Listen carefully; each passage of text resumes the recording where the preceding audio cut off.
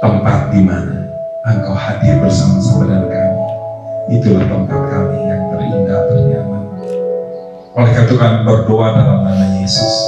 Kami rindu mengalami kehadiran Tuhan yang nyata di tempat ini. Tuhan bukan hanya wacana dalam pikiran, tetapi Engkau adalah pribadi yang hidup. Kami bisa merasakan, kami bisa menjamah. Oleh karena itu kami berdoa, Tuhan, biarlah Engkau menjamah kami semuanya dengan cara-Mu sendiri. Engkau berbicara, Tuhan, melalui hamba-Mu. Engkau berbicara kepada setiap pribadi, anak-anak-Mu di tempat ini.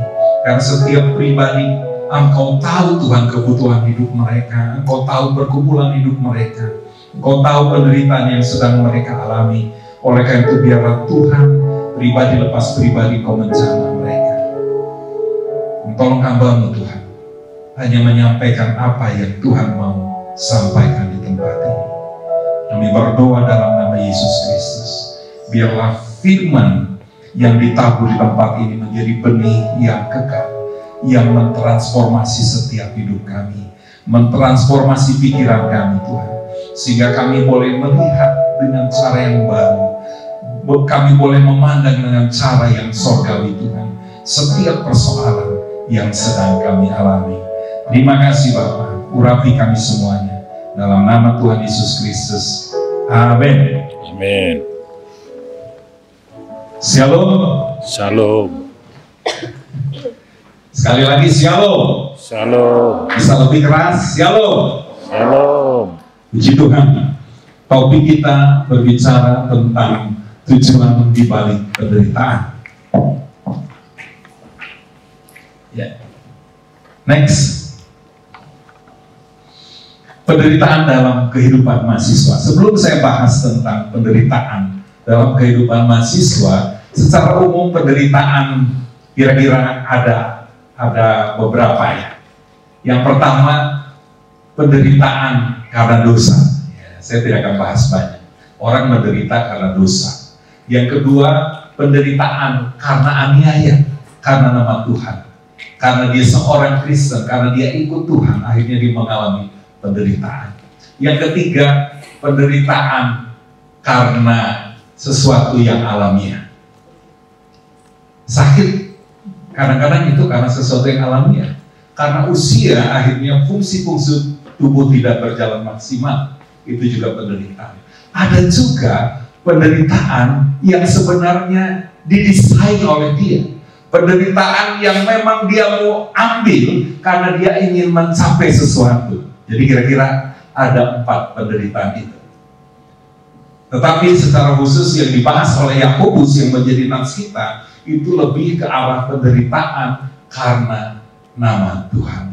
Tapi saya akan coba ulas beberapa hal. Adik-adik di tempat ini, tentu kita semuanya tidak ada yang terlepas mengalami cobaan, mengalami penderitaan. Kalau lihat wajah-wajah di sini, ternyata ada yang sedang menderita, katanya ya. Coba lihat kiri kanannya ya. Coba lihat kiri kanannya sedang menderita enggak gitu ya. Bilang ada Tuhan yang sanggup menolong ya. Ya. Lihat wajahnya. Saya tidak tahu menderita atau belum sarapan, karena beda sedikit ya. Karena dua-duanya penderitaan. Mahasiswa dalam tekanan akademis, nilai-nilainya tidak sesuai harapan, mungkin skripsinya banyak dicoret. Saya punya anak, ini kuliahnya udah lebih dari 6 tahun. Kenapa? Karena dia mengalami penderitaan ketika dia selesai skripsi, dosennya menolak. Kenapa? Karena sudah tidak relevan. Karena waktu itu dia bahas, dia jurusan ilmu komputer, dia buat aplikasi kesediaan kamar ICU COVID. Tetapi ketika skripsi itu selesai, COVID sudah melandai dan dosennya nggak mau lanjut proses itu. Akhirnya sudah tahu ya, kalau skripsi sudah selesai hampir sidang, tetapi kemudian dibatalkan, itu sakitnya seperti apa. Dan dia menderita sampai hanya 1 tahun dia tidak mau selesaikan itu. Baru sekarang tahun berikutnya dia sudah mulai mencoba ulang dengan judul yang baru. Tentu penderitaan. Di kampus-kampus tertentu orang-orang Kristen mengalami penderitaan. Kalau di sini kayaknya enggak. Di kampus-kampus tertentu untuk lulus agak sulit gitu ya, karena nama Tuhan, karena ada embel-embel agamanya Kristen. Tetapi Bapak Ibu yang dikasih, saya tidak akan bahas itu. Nah, anak saya sempat nyalahin saya, Bapak sih saya suruh kuliah. Harusnya saya nggak kuliah, saya kerja aja di Alfamart, nggak apa-apa. Sudah bisa bayangkan. Aku suka ngurus beres-beres barang.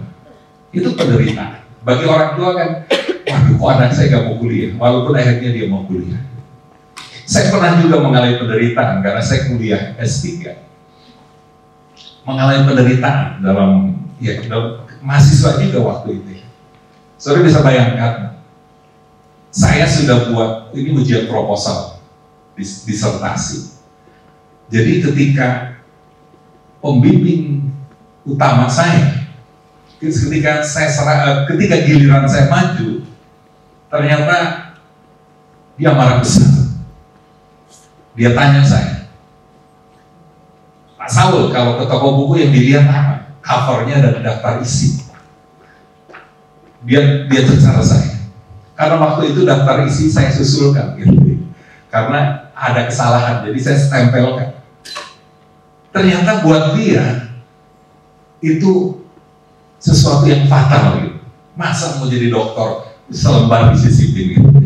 Dan dia bilang, saya nggak mau baca proposal Bapak. Waduh, itu sudah bayangkan. Pemujinya ini seorang ketua sinode, gitu. Dan dia katakan, saya tidak mau baca proposal Bapak. Saya sebenarnya udah putus asa. Saya ngapain saya harus selesaikan penderitaan ini, gitu kan? Lebih baik saya selesai aja. Nggak masalah, saya kan orang kerja, saya pikir. Saya kan nggak terlalu perlu amat, saya pikir, sempat terpikir begitu. Kenapa? Karena sok gitu kan, diperlakukan seperti itu. Saya nggak mau baca. Jadi dia sama sekali nggak baca. Tapi saya lihat anugerah Tuhan. Dosen-dosen yang lain meloloskan saya. Ketika pengumuman, Pak Saul bisa lanjut ke bab berikut. Saya kaget. Kenapa saya bisa lulus padahal pembimbing utama saya tidak begitu? Ya Pak, tadi rupanya sebelum saya, mahasiswa yang pertama diuji itu ngeyel, ngelawan terus sama dosen-dosen pemujinya. Akibatnya ternyata dia emosi, dan ketika saya masuk dia sedang emosi. Jadi kami tahu perjuangan Bapak lanjut. Jadi saudara lihat, kita semua mengalami penderitaan. Kemudian yang sering sekali dihadapi oleh para mahasiswa adalah masalah hubungan orang tua, teman, pacar. Kan di situ sudah mulai ya, konflik teman hidup biasa ya, udah muncul ya. Entah diputusin atau memutuskan. Seorang teman saya datang kepada saya ketika dia baru diputuskan gitu. Pacarnya lari dengan selingkuhan. Terus saya bilang kepada dia, bro, nggak apa-apa kamu diputuskan, yang penting kamu jangan memutuskan. Nggak apa-apa diputuskan, yang penting kamu tidak memutuskan. Karena beda, saudara, diputuskan dengan memutuskan. Beda. Seorang laki-laki memutuskan itu sesuatu yang tanda tanya besar. Bagaimana dia tanggung jawab dia memulai sebuah hubungan. Oleh karena itu saya bilang ke dia, akhirnya dia lebih tentram gitu ya. Walaupun cukup menderita, tapi dia lebih terhibur. Nah, yang berikut, seringkali orang-orang muda mengalami konflik dengan orang tua karena ada generation gap, udah berbeda cara pandangnya, sangat berbeda. Saya harus menyesuaikan berbicara dengan anak-anak saya. Kenapa? Cara pandang mereka sudah sangat berbeda. Dan satu hal lagi, seringkali para anak-anak muda ini menyimpan kepahitan kepada orang tua. Saya pernah survei satu jemaat ketika saya khotbah di satu tempat, tolong isi satu lembar kertas, apa sih persoalan utama kamu? Yang muncul ternyata adalah kepahitan. Yang paling tinggi itu kepahitan kepada orang tua. Saya kaget. Prosentase tertinggi itu persoalan dengan orang tua. Dan akhirnya kami butuh waktu lama untuk namanya pelayanan pemulihan bagi orang-orang muda ini, supaya mereka bisa berdamai dengan orang tua. Walaupun mungkin tidak terlihat, tetapi seringkali itu yang menjadi persoalan anak-anak muda. Bahkan ada satu wanita, saya mungkin pernah cerita di sini. Ada satu wanita yang menjadi lesbian. Itu gara-gara dia diperlakukan buruk oleh papa, sehingga dia benci kepada laki-laki. Dan dia ada dalam satu pelayanan, kok rapat terus dengan, kok akrab banget dengan berdua ini, sampai akhirnya ketahuan mereka menjalin hubungan. Akhirnya kami harus layani. Dan ketika dilayani, ketika foto ayahnya itu diberikan kepada dia, dia marah besar. Dia perlu pelayanan kelepasan. Sekarang jadi istri seorang misionaris. 3 generasi. Terus lihat, itu salah satu contoh bagaimana konflik dengan orang tua itu mungkin hari ini kelihatannya baik-baik, tapi saya tidak tahu ya. Mudah-mudahan hari-hari tempat ini tidak seperti tadi hasil survei saya di sebuah gereja. Tapi kalaupun ada di antara hari-hari tempat ini yang mengalami penderitaan oleh karena masa lalu dengan orang tua, ini waktunya engkau mengalami pemulihan. Engkau mengalami pemulihan. Engkau perlu melepaskan pengampunan bagi orang tua. Yang ketiga, ketidakpastian masa depan. Kerja di mana? Ini kan masa-masa yang buat kita ini masa-masa penting buat para mahasiswa. Setelah saya lulus mau kemana? Next, kita lihat ayat yang pembahasan kita dari Yakobus 1 ayat 2 sampai 5 dengan pembimbingan dari Roma 8 ayat 28. Saya akan bacakan. Saudara-saudaraku, anggaplah sebagai suatu kebahagiaan apabila kamu jatuh ke dalam berbagai pencobaan, sebab kamu tahu bahwa ujian terhadap imanmu itu menghasilkan ketekunan. Dan biarkanlah ketekunan itu memperoleh buah yang matang, supaya kamu menjadi sempurna dan utuh, dan tak kekurangan satu apapun. Tetapi apabila di antara kamu ada yang kekurangan hikmat, hendaklah ia memintakannya kepada Allah yang memberikan kepada semua orang dengan murah hati dan dengan tidak membangkit-bangkitkan. Maka hal itu akan diberikan kepadanya. Roma 8 tadi yang sudah dibacakan ayat 28, kita tahu sekarang bahwa Allah turut bekerja dalam segala sesuatu untuk mendatangkan kebaikan bagi mereka yang mengasihi Dia, yaitu bagi mereka yang terpanggil sesuai dengan rencana Allah. Next, kita lihat sekilas surat Yakobus. Jadi surat Yakobus ini ditulis oleh saudara Yesus yang bernama Yakobus. Ditujukan audiensnya itu adalah orang-orang Kristen Yahudi yang teraniaya. Jadi ketika Stefanus mati martir, kemudian terjadi penganiayaan besar waktu terhadap gereja yang mula-mula, maka banyak orang pergi jadi pengungsi. Mereka melarikan diri dari Yerusalem karena mereka dikejar-kejar, dan mereka ada di banyak tempat di lokasi. Dan Yakobus perlu meneguhkan iman mereka bahwa pencobaan yang mereka sedang alami, penderitaan yang sedang alami, punya sesuatu tujuan yang mulia dari Tuhan. Itu yang terjadi ketika Yakobus menulis surat kepada jemaat di 12 jemaat mereka. Yakobus menyebutnya di perantauan. Saudara bisa bayangkan, mereka sedang menderita. Saudara bayangkan ya, kalau orang mengungsi itu biasanya dia tidak bisa bawa rumahnya. Nggak sempat, saudara, mungkin bos udah zaman dulu tak ada surat-surat. Mungkin hanya barang-barang yang bisa dibawa.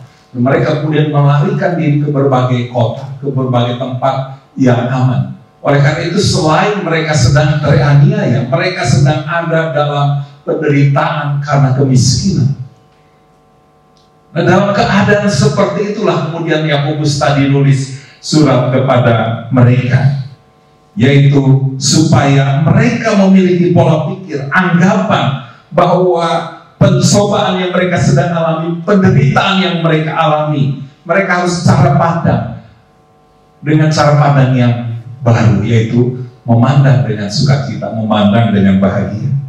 Nanti kita akan lihat kenapa Yakobus kok menganggap bahwa penderitaan itu adalah sebuah kebahagiaan.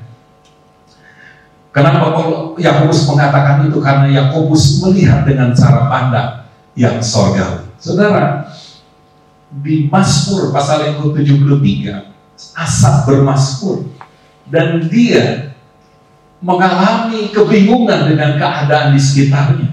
Dia merasa ke orang-orang yang tidak mengenal Tuhan hidupnya bahagia, sukses. Kok saya sepertinya selalu mengalami kesulitan?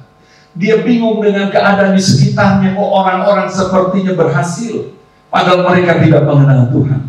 Di Mazmur 73:17 kemudian dikatakan, sampai aku masuk ke rumah Allah, sampai akhirnya dia mengalami pengertian. Ada yang dikasih Tuhan, ketika kita sedang mengalami penderitaan seperti yang diceritakan oleh Yakobus sedang meminta supaya mereka mentransformasi pandangan mereka, mengubah pandangan mereka dengan cara pandang yang berbeda, dengan cara pandang dari rumah Tuhan. Asaf akhirnya dia menyadari nasib mereka dan bagaimana masa depan dia setelah dia datang di rumah Tuhan, dan Tuhan membuat dia mengerti.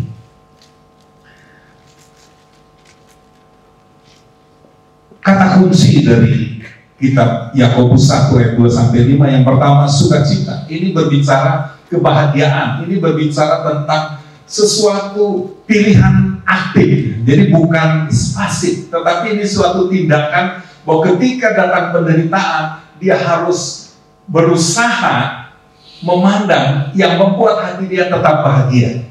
Jadi pilih ketika menghadapi penderitaan. Sekali lagi, ini sedang berbicara tentang penderitaan karena nama Tuhan. Tapi nanti saya akan bahas bagaimana penderitaan yang lain. Kemudian ketekunan, perlu ketekunan untuk menghadapi sebuah penderitaan. Kemudian tujuannya supaya kamu sempurna dan utuh. Dan untuk itu diperlukan hikmat. Ini kita kata-kata kunci. Kata-kata kunci untuk kita memahami bahwa diperlukan hikmat untuk kita memandang yang secara manusiawi kadang-kadang kita nggak bisa memahami kenapa saya mengalami penderitaan ini. Ketika kita memperoleh hikmat itu, kita paham, oh ini maksud Tuhan dalam hidup saya.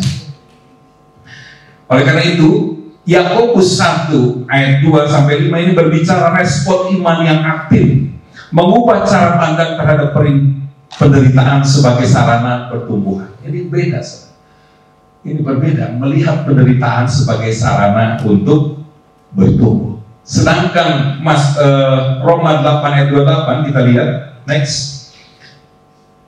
Menulisnya Rasul Paulus ditujukan kepada orang-orang Kristen di Roma. Kata kuncinya berbicara tentang kedaulatan Allah. Jadi ketika seseorang sedang mengalami masalah, di atasnya ada Allah yang berdaulat, Allah yang selalu lihat, Allah yang mengendalikan. Kemudian kata kuncinya segala sesuatu.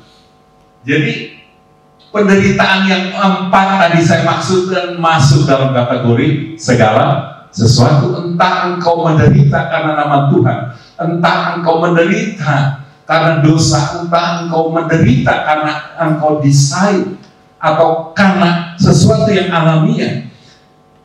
Roma 8 ayat 28, Allah turut bekerja dalam segala sesuatu untuk mendatangkan kebaikan. Jadi ini ayat paralel dengan dua sisi. Yang satu, Yakobus dari sisi orang harus merespon dengan iman terhadap penderitaan, sedangkan Roma berbicara tentang dari sisi Allah, bahwa ketika engkau sedang mengalami penderitaan, ada Allah yang berdaulat, yang akan bekerja mendatangkan kebaikan lewat persoalan itu. Jadi ini satu sisi kayak mata uang, memandang penderitaan dari sisi Allah, memandang penderitaan dari sisi manusia, yaitu dengan iman. Next, kita lihat sekarang bagaimana sikap yang harus yang kita harus miliki ketika menghadapi penderitaan. Yang pertama, ini sukacita, bahagia. Ini adalah sikap aktif, bukan perasaan. Jadi bukan hanya perasaan, tapi ini kita taruhkan dalam pikiran kita. Dan itu, saudaraku, sesuatu yang kita membutuhkan firman untuk menjadi pikiran kita. Kalau dengan pikiran kita, dengan pengalaman kita, mungkin kita tidak mungkin memiliki sikap bahagia atau sukacita ketika memandang penderitaan. Kita harus menaruhkan firman Tuhan. Satu hal yang menarik, contoh, ya, ini contoh salah satu penderitaan yang tadi, penderitaan by design. Saudara kuliah ini penderitaan, benar ya? Harus 4-5 tahun terpisah dari keluarga, kemudian terpisah dari orang tua, harus berjuang menyelesaikan semester demi semester, saudara harus belajar, kurang tidur. Itu adalah penderitaan by design. Kan kalau nggak mau menderita, saudara nggak kuliah, itu langsung kerjaan yang ngurusin bisnis papa mamanya, atau jadi petani, menderita langsung di lapangan. Ini kalau saudara lihat di 2 Timotius berbicara hal yang sama. Ikutlah menderita sebagai prajurit. Seorang atlet itu tidak akan dapat hadiah kalau dia tidak mengikuti rule. Jadi saya mau sampaikan, cara pandang kita tentang penderitaan itu kira-kira mirip seorang atlet yang sedang berlatih. Dia rela menderita karena dia tahu kalau dia berlatih dengan tekun, dia tabah, maka satu kali kelak dia akan mencapai kesempurnaan dan akhirnya dia mencapai satu titik di mana dia menjadi juara. Saudara, jangan bayangkan pemain-pemain bulu tangkis top itu hidupnya enak, saudara. Nggak enak, saudara, hidupnya. Mungkin lebih enak, saudara. Mereka menghabiskan berjam-jam waktunya latihan fisik. Dari mulai bangun mereka harus berlatih, harus berlari, kemudian latihan game berjam-jam. Mereka nggak boleh makan seperti saudara. Saudara bisa makan KFC tiap hari, saudara bisa minum boba tiap hari. Mereka diatur sebetulnya makanannya. Mereka harus makan sesuai dengan arahan ahli gizi. Tapi mereka rela menderita bertahun-tahun di pelatnas karena mereka memandang jauh ke depan sebuah piala yang mereka ingin capai. Oleh karena itu, demikian juga kita yang sedang berkuliah, kita tahan menderita dengan satu harapan, satu sekali kelak saya diwisuda, dan dengan ijazah yang saya dapat, saya bisa bekerja. Kan itu tujuan. Itu namanya penderitaan yang didesain. Oleh karena itu ini mirip dengan penderitaan karena nama Tuhan. Penderitaan karena nama Tuhan. Dia tahu bahwa penderitaan karena nama Tuhan itu gak semua orang dapat. Itu adalah kasih karunia ketika orang harus menderita karena nama Tuhan.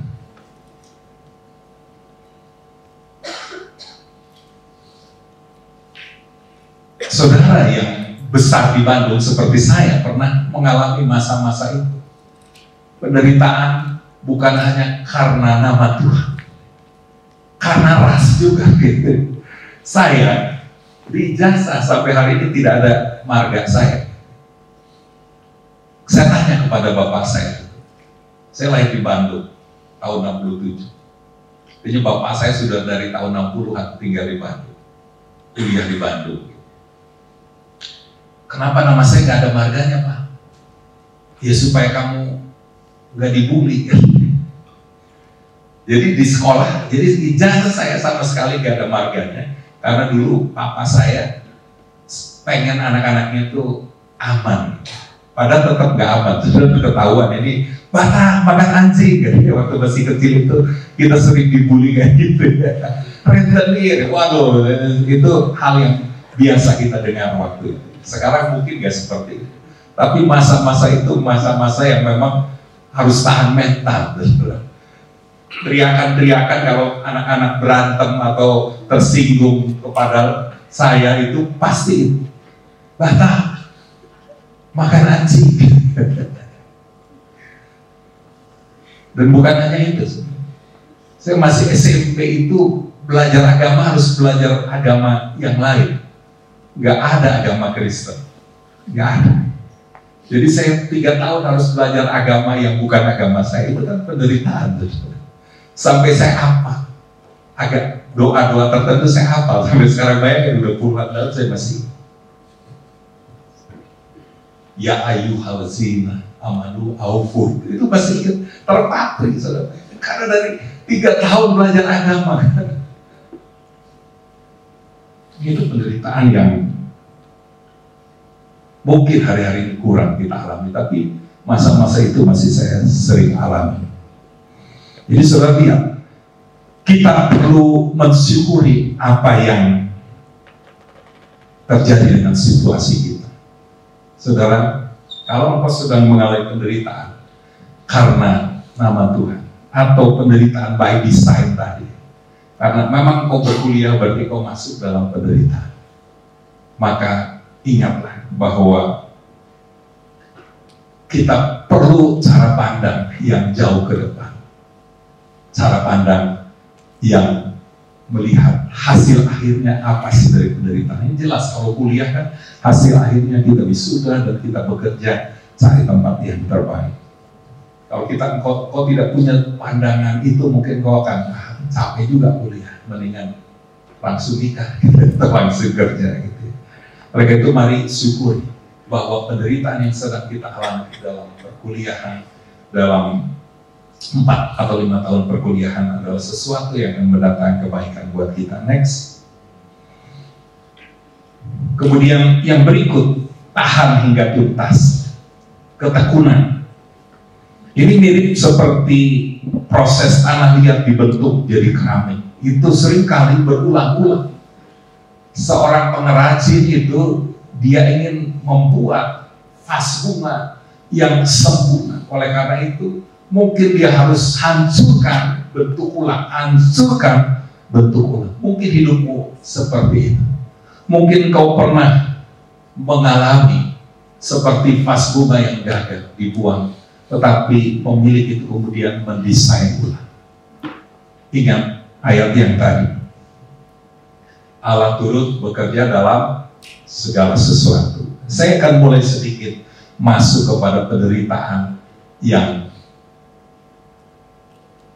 berikut yang mungkin dialami karena kegagalan kita, karena dosa kita, karena ketidakdisiplinan kita.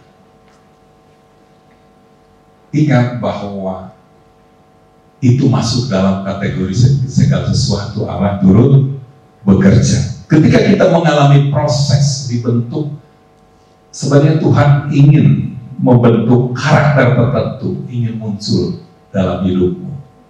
Oleh karena itu kita mengalami penderitaan. Mungkin engkau mengalami ketemu dosen yang luar biasa, yang membuat engkau sepertinya akan gagal. Mungkin Tuhan sedang ingin karakter tertentu muncul dalam hidup. Mungkin kesabaranmu sedang dibentuk oleh Tuhan.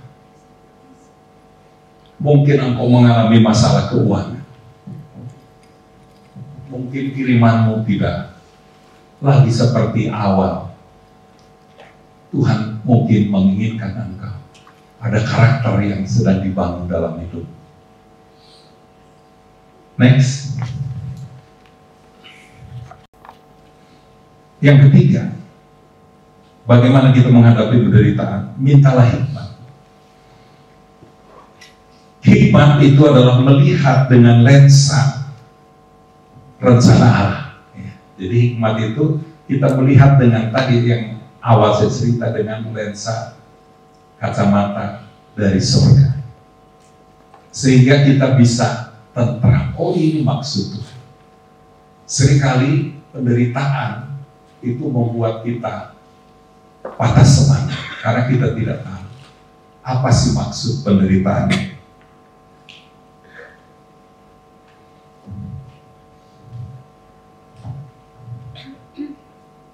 Contoh mahasiswa bertanya ke dosen, itu kan ketidakpahaman kita itu kan bagian dari sesuatu yang merugikan, menderita. Kita tanya sampai kita paham. Saudara bisa bayangkan kalau saudara tidak lulus karena tidak paham, karena saudara malas tanya misalnya. Itu contoh. Bagaimana Roma 8 ayat 28 mengubah cara pandang? Nah, ini saya masuk. Allah turut bekerja dalam segala sesuatu untuk mendatangkan kebaikan.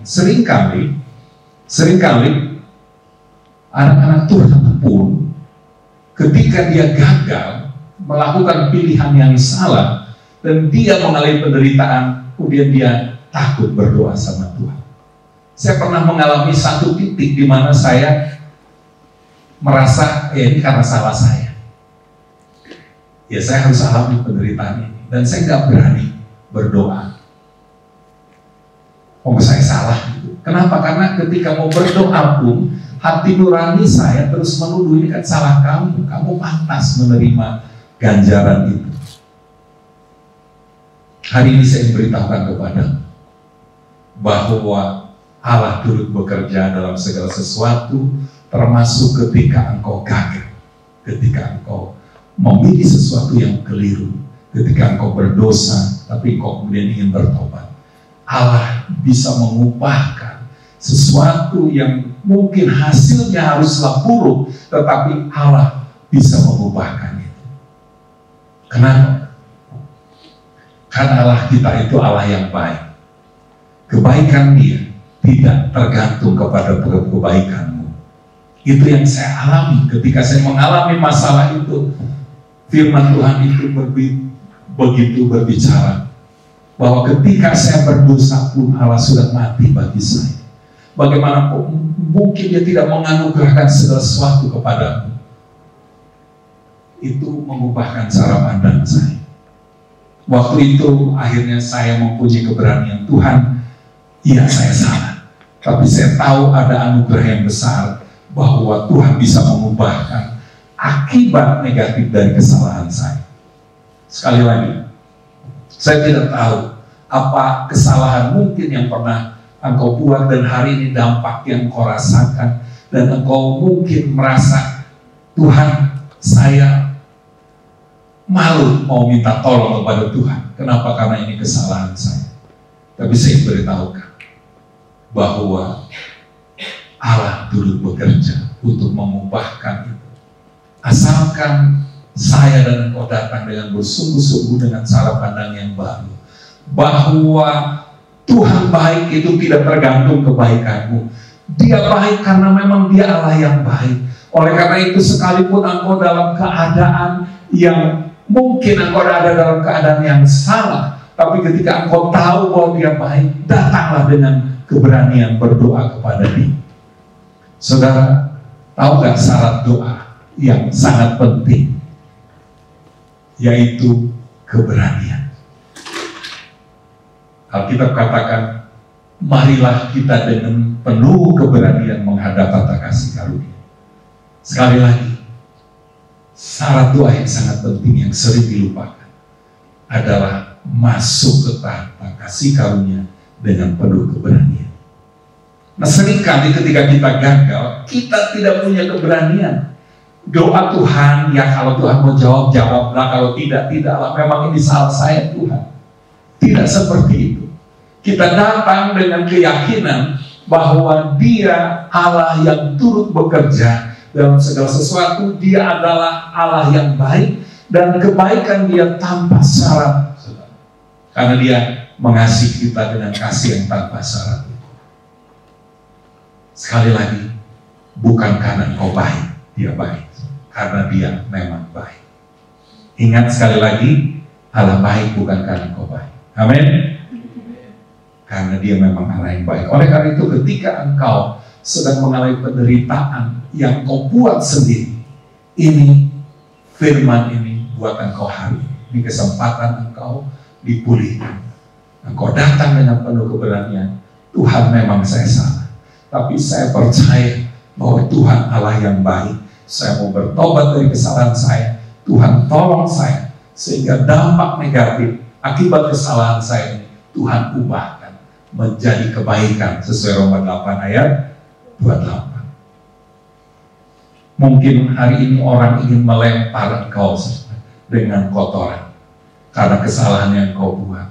Tetapi Tuhan bisa ubah itu tidak menjadi kotoran yang sampai kepada dia berubah jadi berkat buat hidupmu. Orang melempar dengan kotoran, tapi sampai kepadamu jadi jeruk. Ini analogi saja, bahwa engkau seharusnya mengalami akibat penderitaan yang kau buat, kesalahan yang kau buat, engkau mengalami persoalan.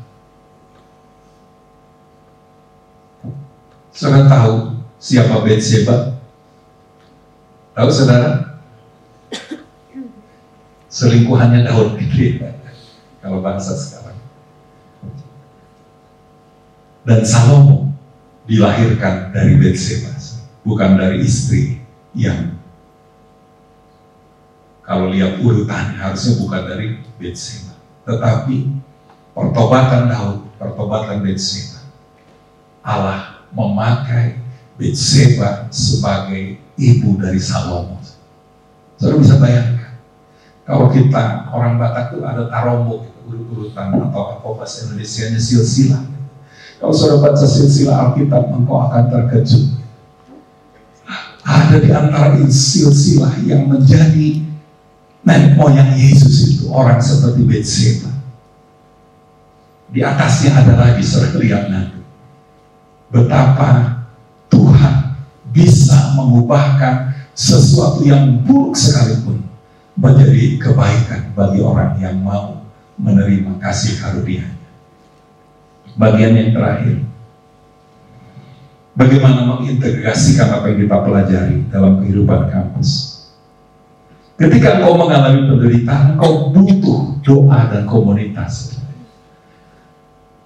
Ketika anak perempuan saya pindah ke Jakarta kerja di sana, satu yang saya minta, kamu harus cari komunitas yang bisa menolong engkau untuk bertumbuh. Saudara yang jauh dari orang tua, dari keluarga, ini adalah bagian dari komunitas. PMK itu adalah bagian dari komunitas di mana engkau bisa ditolong di sana. Kita butuh orang lain untuk menopang hidup kita, meneguhkan. Ketika sedang menghadapi masalah, kan seringkali kita bilang, aduh abang kan nggak tahu, nggak ngerasain susahnya. Ya memang nggak akan bisa, itu kesusahanmu. Tapi abangmu atau kakakmu yang lebih senior bisa memberikan advice, nasihat dari firman Tuhan. Kalau abang atau kakakmu itu juga mengalami kesusahan seperti kamu, mungkin nggak bisa ngasih nasihat. Kan sering gitu ya. Istri saya sedang melayani seseorang yang menurut saya seperti tanpa harapan. Dia kena HIV dari suaminya, kemudian karena dia bandel, dia tidak minum obat HIV, dia darah tinggi, dia tidak minum obat darah tinggi, akhirnya gagal ginjal, ginjalnya rusak, paru-parunya kena. Dia sedang mengalami penderitaan yang menurut saya menjadikan tanpa harapan. Seringkali dia ngomong kayak gini, kan kakak nggak ngerti susahnya saya. Bisa saya bilang, ya iya saya enggak, kan saya nggak ngalamin, tapi saya bisa kasih firman buat kamu. Kalau saya seperti kamu menderita, ya saya nggak bisa kasih firman. Jadi sudah perlu ada kelompok kecil yang menolong engkau. Oleh karena itu, saya tidak tahu namanya apa, tetapi engkau perlu doa bersama-sama dengan mereka. Perlu komunitas. Kenapa? Karena Alkitab katakan pergaulan yang buruk merusakkan kebiasaan yang baik. Di Amsal dikatakan, siapa bergaul dengan orang bijak menjadi bijak. Pergaulan menentukan masa depan.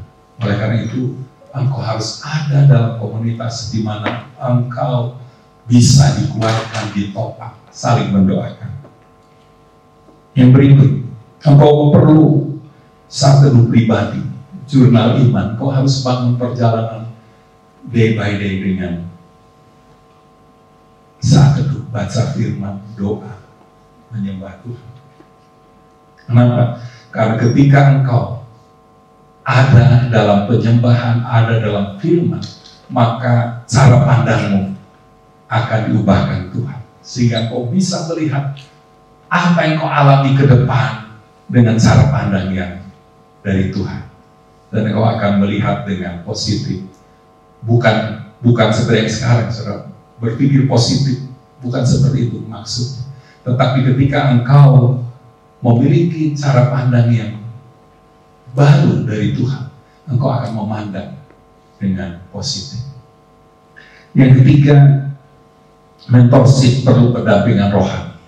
Saya bersyukur di kampus ini ada PMK, ada Bunda Eta, ada Pak Jaspa, ada Pak Kris yang bisa menjadi mentor, ada kakak-kakak rohani yang bisa menjadi mentor. Jadi ketika kita ada dalam menghadapi penderitaan, jangan kau tanggung sendiri. Engkau punya komunitas. Jangan hanya engkau berdoa sendiri. Engkau punya mentor. Engkau bisa melewati penderitaan itu dan engkau bisa mengalami kemenangan. Terakhir, next. Ini siapa nih gambarnya? Ada yang mirip ya? Ya. Engkau sedang mengalami penderitaan. Saudara lihat gambar ini. Ini kan penderitaan. Perkuliahan ini penderitaan, dia bawa buku begitu banyak gitu. Tapi wajah dia bersuka cita, bahagia. Sekalipun di belakangnya orang mungkin nyinyir, ngapain lu susah-susah, mendingan kita clubbing. Ngapain lu susah-susah, mendingan kita jalan-jalan. Ngapain lu susah-susah, kan banyak yang gitu. Ujian ya tinggal entar aja gimana nanti. Sisip kerja, SKS ya. Kebut semalam gitu ya. Mungkin yang lain menganggap, wah kamu mah. Saya ingat dulu, di kampus saya itu digelarin remas, remaja masjid. Kenapa? Karena saya ini dulu sebelum ada STT, saya Telkom punya namanya PHAP Tel dengan Patel. Pak Linson itu di situ Patel, saya di PHAP Tel. Saya buka persekutuan kayak PMK gitu. Itu kayaknya cikal bakal. Buat persekutuan dan kemudian saya tunjukkan cara hidup orang Kristen yang benar gitu. Jadi saya kalau ujian duduk paling depan, nggak ada yang bisa saya bantu. Kan mereka pengen saling bantu, mereka anggap itu sesuatu yang baik. Tapi saya selalu duduk paling depan supaya tidak terlibat dalam saling bantu itu. Dan akhirnya saya digelari remaja masjid waktu itu. Bapak Ibu dikasih Tuhan, adik-adik tempat ini, pandanglah penderitaan itu dengan pandangan kebahagiaan. Ini penderitaan yang by design. Ini penderitaan karena nama Tuhan. Tetapi ketika kita bicara penderitaan karena kesalahan kita, tadi saya bilang, Allah itu baik, datang kepada Tuhan. Dia sanggup mengubahkan akibat-akibat yang tidak baik menjadi sesuatu kebaikan buat hidup. Yang kedua, tahan hingga tuntas, perlu dukungan teman seiman tadi. Supaya engkau bertahan, bukan hanya engkau bangun kehidupan doa pribadi, jurnal iman sendiri, tetapi engkau perlu komunitas. Ya, entah itu di PMK, entah itu di gerejamu, atau dalam engkau perlu di mentor, ada yang membimbing kamu.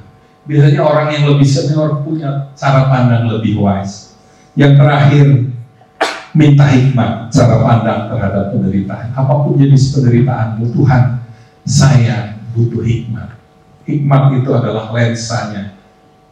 Kita melihat dengan lensanya Tuhan. Amin. Mari kita berdoa. Bapa di sorga, terima kasih. Engkau tahu setiap pribadi yang duduk di tempat ini, apa yang sedang mereka derita. Entah itu penderitaan karena nama Tuhan, entah itu penderitaan karena dosa. Dan hampir semua kami tahu Tuhan, penderitaan memang karena didesain, karena kami ingin mencapai sesuatu di kampus ini.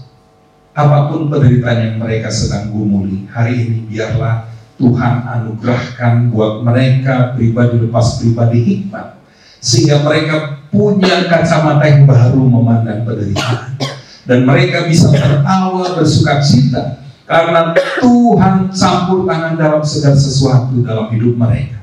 Bahwa mereka tidak hidup sendiri, Tuhan. Ada pribadi yang ajaib, yang penuh kasih, ada beserta dengan mereka. Immanuel, Allah beserta dengan kami. Hamba berdoa dalam nama Yesus Kristus, tidak ada seorang pun Tuhan yang gagal ketika menghadapi penderitaan, tapi mereka bisa memenangkan Tuhan, bisa berhasil melewati itu, dan mereka mengalami peningkatan dalam iman mereka, Tuhan. Dalam nama Tuhan Yesus Kristus, apapun yang sedang mereka pergumulkan hari ini, biarlah Tuhan yang campur tangan dalam hidup mereka. Dalam nama Tuhan Yesus, apabila sudah menyelesaikan apa yang harus disampaikan, Roh Kudus terus melanjutkan, menghidupkan firman ini sampai menghasilkan buah. Dalam nama Tuhan Yesus Kristus. Amin. Amin.